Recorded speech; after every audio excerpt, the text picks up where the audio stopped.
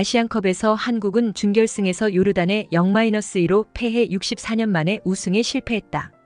충격적인 탈락으로부터 일주일이 지났고 이 패배전에 팀 내에서 내분이 있었다는 보도가 나왔다. 준결승 전날 젊은 핵심 선수 이강인과 주장 손흥민 사이에 다툼이 있었고 이 과정에서 손흥민이 손에 손가락을 다쳤다. 대한축구협회도 이 사실을 인정했고 현지 언론은 위르겐 클린스만 감독의 팀 운영에 대해 계속 의문을 제기했다. 감독의 리더십은 문제가 아니라 나이는 어리지만 한국 대표팀은 프로축구 선수다. 그들 중 많은 사람들이 세계 무대에서 경쟁하고 있는 선수들입니다. 그런 선수들 사이에서 선수들 사이에 어긋난 것에 대해 감독을 탓하는 것은 잘못이다. 감독의 전술의 문제도 아니다. 한국 잡지를 보면 일본을 너무 의식하고 있다는 생각이 든다. 이기는데 너무 집중했다. 눈앞의 경기보다는 누구를 상대할지 모르는 일본이 전부다.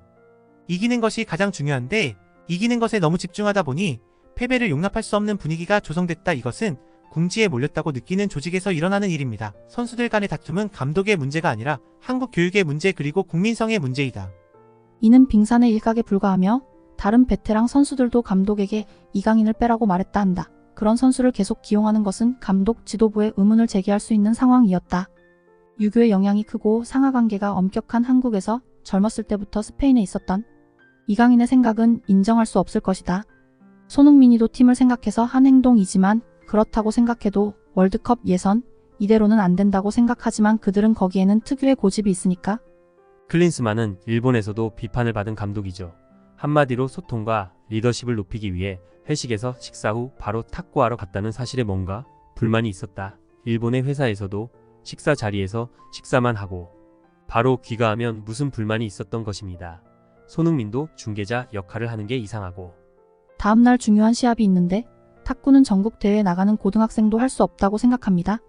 아니요. 리더십이 많은 코치 앞에서는 보통 문제를 일으키지 않습니다. 이것은 매우 충격적인 사건입니다. 이강인뿐 아니라 손흥민을 중심으로 한 다른 젊은 선수들과 베테랑들의 불화가 불거졌을 것으로 추정할 수 있다. 아시안컵이 각자의 리그와 챔스리그 일정을 가진 유럽 선수들에게 여러모로 힘든 경기였다는 사실은 유럽에서 뛰는 선수들이 많은 일본이 중동을 상대로 처참한 패배를 당한 것에서 알 수 있다. 클린스만 감독이 본래 한국에 머물지 않고 미국에 머물면서 중요할 때만 한국에서 지휘봉을 잡는다는 비판도 있지만 이 정도로 비판의 대상이 된 것은 대한민국 특유의 잘못된 비판이고 명백한 날벼락이다. 일본이 패한 이란은 거의 모두 유럽인이에요. 반면 유럽 팀들은 리그의 협력으로 영향이 적고 시차가 적다. 단순한 이유가 아니라 여러 요인이 복합적으로 작용한 결과라고 생각합니다. 주먹을 치켜들었다. 이 표현은 보도 초기부터 더욱 과격해졌다.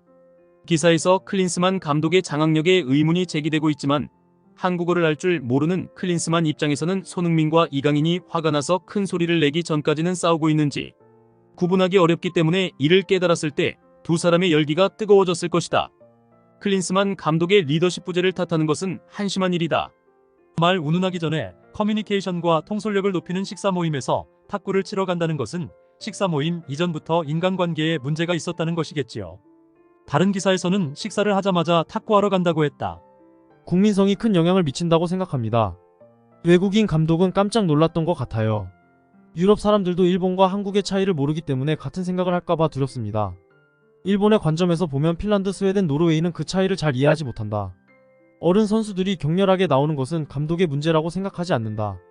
아니, 오늘날의 외국인들은 일본과 다른 아시아인들의 차이점을 잘 알고 있다. 저는 유럽에서 살았기 때문에 이 사실을 알고 있습니다. 일본이 독일인과 이탈리아인의 국민성의 차이를 이해할 수 있는 것과 같은 이치다. 프리미어에서 주장을 맡고 있는 사람이 화를 낸다는 것은 무슨 일이 있었던 겁니까?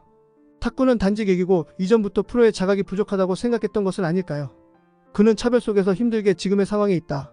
젊은 층에게 전하고 싶은 말이 많을 것이다. 유익하셨다면 구독, 좋아요, 그리고 댓글까지 부탁합니다.